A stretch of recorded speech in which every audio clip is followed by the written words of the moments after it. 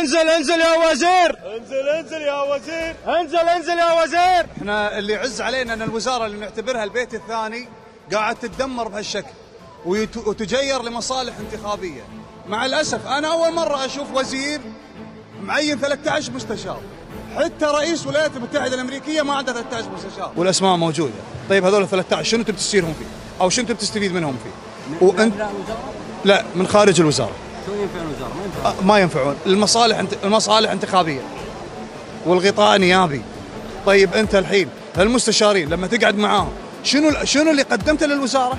ابي قرار واحد من تعين الى اليوم. يعني اللي يشتغل قاعد ورا الميز يعني طاوله بمكتب، غير اللي يشتغل في الميدان عند محولات الكهرباء اللي منها ذبذبات كهربائيه وكهرومغناطيسيه تحوش اجسامهم متعرضين للانفجار.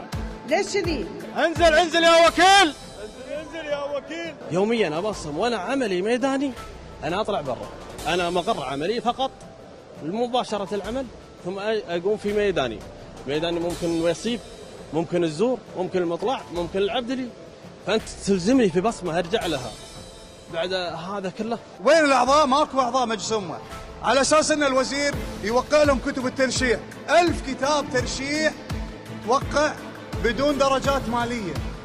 هذه محسوبه لمنو؟ وحق منو؟ وليش؟ يعني الوزير محصن محصن 100%.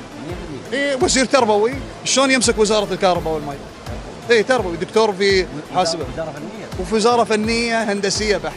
ويا ويل اللي ربي ارزقه في منصب يستخدمه في ظلم الناس، ليلتكم سودة يوم الدين.